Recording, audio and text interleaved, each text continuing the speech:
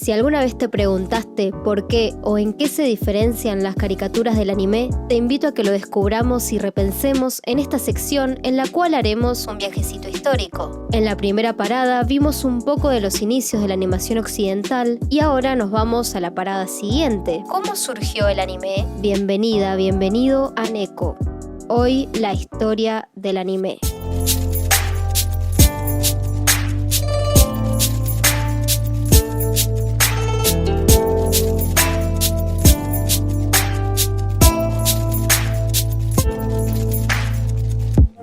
Antes que nada, te invito a que te suscribas a mi canal y actives la campanita, que esos 2 clics son fundamentales para que el algoritmo de YouTube se cope y me muestre a más personas. Al final del video, si te gustó, déjame un me gusta y contame qué te pareció en los comentarios. El anime es un género que en la actualidad está disperso por todo el mundo, y aunque no seas consumidora o consumidor de este género, estoy casi segura que alguna vez en tu vida lo viste, y hasta diría que tus viejos también. En primer lugar, no podemos hablar de anime sin mencionar al manga. El manga es el género de historietas japonesas que surgió de la influencia del cómic allá por la Segunda Guerra Mundial con la llegada de los occidentales a Japón. Antes de esto, las historias se transmitían a través del arte gráfico japonés, una expresión cultural que tuvo sus primeras reflexiones en el arte desde la antigüedad y tuvo muchísimas etapas a lo largo de su historia que es muy interesante. Los artistas contaban en estas obras leyendas importantes, pero también reflejaban sus sentimientos en relación a su entorno, a su cotidianeidad, y para realizar estos trabajos utilizaban técnicas y materiales autóctonos. Hay muchas de estas obras que cuentan historias de una manera secuencial, con imágenes acompañadas de texto. Con la influencia de la historieta occidental, el cómic, se fusionaron estas dos formas de contar historias y así fue que surgió el manga y posteriormente creció hasta la gran industria que es hoy. Pero bueno, volviendo al anime. En el año 1910 comienzan a llegar a los cines de Japón las películas animadas inglesas, francesas y en su mayoría estadounidenses. La llegada de esta técnica audiovisual impulsó a que productores y dibujantes comenzaran a interesarse en ella, a producir un cine de animación propio. Lamentablemente tuvieron 2 inconvenientes. En primer lugar, no había celuloide, que es un plástico en donde se realizaban los dibujos previo al uso del acetato en Occidente.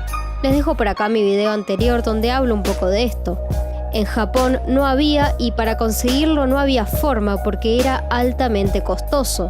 En segundo lugar, la información con respecto a las técnicas para animar eran nulas. No tenían data sobre esto. De todas formas, los ilustradores se las rebuscaron y crearon una técnica que consistía de una cartulina en donde se realizaban los dibujos que luego eran recortados y plasmados sobre otra cartulina y finalmente fotografiados. A pesar de la crisis económica que Japón atravesaba en esos momentos, en 1917 se creó el primer corto animado. Allí se reflejaron las primeras experimentaciones de la animación. También ese mismo año se estrenaron películas animadas, incluido este corto. En su momento, ante la gran crisis y al ser la técnica de la animación todavía muy joven, lamentablemente se perdieron esos primeros archivos. De hecho, hace pocos años se encontró otro corto de una duración de 4 segundos que se cree que pudo haber sido de los primeros. Pero bueno, a pesar de esto, de a poco fueron surgiendo los primeros referentes como Kenzo Masaoka, quien fue el primero en hacer una película completamente en celuloide y en incorporar sonido a su composición visual. Otro pionero importante fue Seitaro Kitayama, que fue el primero en adaptar un cuento popular llamado Urashima Taro a una película animada, la cual se exportó a Francia siendo el primer anime que llegó al mundo occidental. De hecho, en Occidente se lo conoce como Taro Melocotón. Unos años más tarde, el 8 de diciembre de 1941, el ejército de Japón ataca la base naval estadounidense Pearl Harbor en la lucha por liberar el sudoeste asiático de las potencias coloniales de Occidente. En este contexto, la Marina japonesa encarga una película con fines propagandísticos que realcen y refuercen los valores militares por el país. Así fue que junto al reconocido personaje Taro Melocotón, o Urashima Taro, realizaron un una película animada llamada Las Águilas Marinas, que tuvo gran éxito en el público infantil. Paralelamente, habían otras producciones animadas como El Tulipán y la Araña de Kenzo Masaoka, entre otras. I ask that the Congress declare that since the unprovoked and dastardly attack by Japan on Sunday, December 7th, 1941, a state of war has existed between the United States and the Japanese Empire.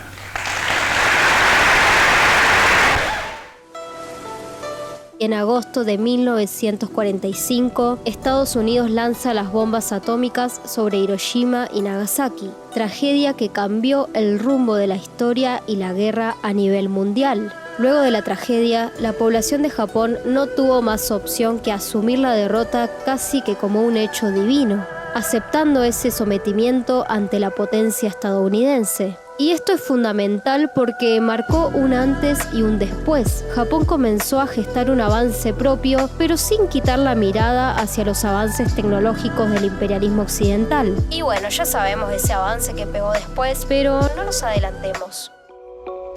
En la década del 50 llega la televisión a Japón, donde la mayor parte de la programación animada provenía de los Estados Unidos. Esto impulsó a los productores a crear ese contenido propio para la televisión.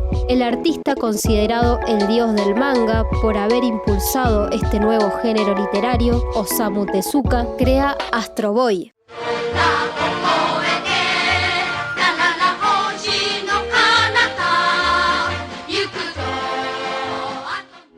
Fue un éxito llegando al 30% de la audiencia y por esta razón también se lo considera el dios del anime. El lanzamiento de esta serie fue clave para que más productores consideren empezar a realizar series animadas. Ya para la década del 60 surgió el subgénero mecha, que se traduciría a robots gigantes, subgénero que se popularizó en los 70s y entre los que se destacaban Tetsushi 28 Go y Mazinger Z. En este subgénero se transmitió una devoción hacia la tecnificación, las máquinas, el espacio y el futurismo, como una especie de demostración del proceso industrial y casi que te diría una transmisión de sensación de que Japón tiene alto as tecnológico bajo la manga. El subgénero mecha evolucionó con el tiempo. En los 80 fue furor Gundam,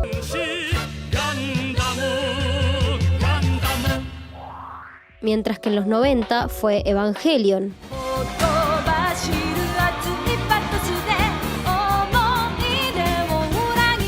Sus tramas fueron evolucionando con el paso del tiempo, dándoles más desarrollo a sus personajes, entre otras cosas, pero siempre bajo la misma premisa, de la guerra a la ciencia y de la ciencia a pensamientos más profundos como por ejemplo el culto o la religión. Paralelamente, habían historias ajenas al mundo apocalíptico, entre ellas destacan Heidi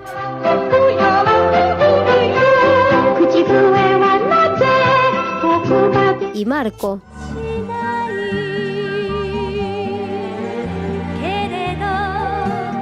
Con un subgénero más infantil, pero con algo de drama y misterio, donde nos muestran el día a día de los niños protagonistas. Y nombro a estas dos series porque tuvieron gran impacto en Occidente. De hecho, en el caso de Marco, el público italiano pensó que era una serie nacional, ya que la historia se sitúa en Génova, ciudad italiana. En esta serie, la madre de Marco tiene que partir hacia la Argentina para poder sostener los gastos del hogar, hasta que un día Marco no recibe más cartas de su madre, por lo cual tiene que viajar a la Argentina a buscarla. Y bueno, nada, quería aportar ese dato.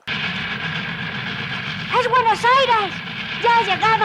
¡Al fin ha llegado! En el caso de Heidi, su historia se basa en los Alpes suizos, donde podemos apreciar dichos paisajes. Estos acercamientos permitieron potenciar su audiencia extranjera. Ya para los 80, con el crecimiento masivo del manga y el anime, crece la competencia y empiezan a surgir diversos géneros, apuntados para cualquier tipo de intereses. En esta década surgen grandes trabajos como Ranma, Dragon Ball, Los Caballeros del Zodíaco, entre otras. El género ya había pegado alto crecimiento y ya había comenzado su invasión cultural. También para esta década se popularizó el formato OVA, que es básicamente anime creado con fines de reproducción exclusivos en cines y VHS. Esto generó que los creadores vuelvan a interesarse por las películas. Acá empieza un ciclo de madurez en la animación japonesa, no solo por las técnicas o sus avances en cuanto a la animación en sí, sino también en que estos creadores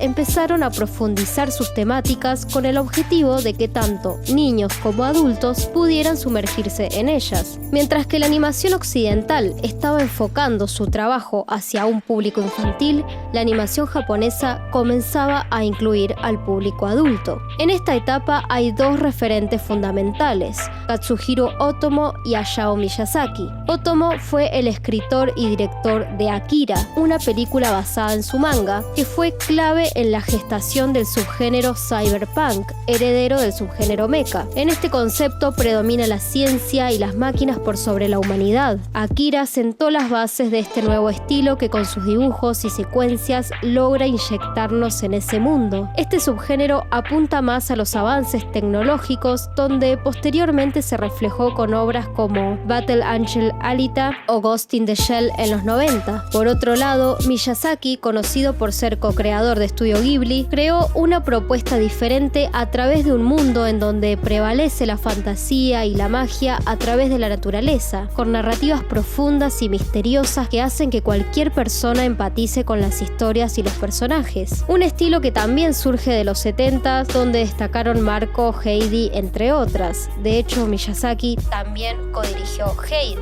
Una visión en donde la naturaleza siempre prevalece y nos introduce en ella de una forma artística maravillosa. Ambos referentes supieron proyectar a través de sus obras esta convención de una lucha continua entre la humanidad y la ciencia, como entre la humanidad y la naturaleza. Encontré en internet una reflexión interesante que sostiene que en las obras de Otomo gana la ciencia, mientras que en el mundo de Miyazaki gana la naturaleza. En fin, todas fueron obras exitosas tanto para Japón como para el resto del mundo, y acá quiero destacar la importancia de tener en cuenta ciertos contextos en los que se desarrollan y cuentan las historias. En el caso de Japón, podemos ver cierto reflejo cultural y social donde no solo están el anime y el manga. Podríamos decir que, así como los primeros artistas reflejaron sus historias en la antigüedad a través de sus obras, estas formas de contarlas fueron mutando con el paso del tiempo. Desde los 90 hasta la actualidad fueron creando más obras y por lo tanto también abarcando más géneros, teniendo desde anime de terror hasta de lo que se te ocurra. Seguramente me hayan quedado muchísimos referentes y obras fuera de este video, pero si les interesa que me explaye mucho más en otro, déjenmelo en los comentarios.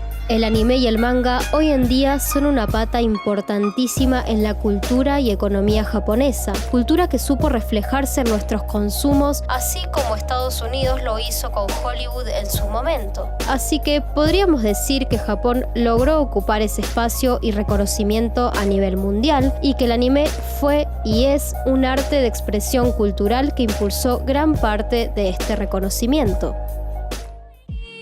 Contame cuál fue el primer anime que viste, si es que te acordás, y si te gustó este video te invito a que le des me gusta, me dejes un comentario contándome qué te pareció y que te suscribas a mi canal, que con eso me ayudas un montón a seguir creciendo. Te voy a dejar por acá el video anterior a este por si querés saber un poco más sobre la animación y su historia, y también tengo otros videos más que te pueden llegar a interesar. Por último, te invito a seguirme en Instagram, me podés encontrar como @neko.2d. Esto es Neko y nos vemos en la próxima.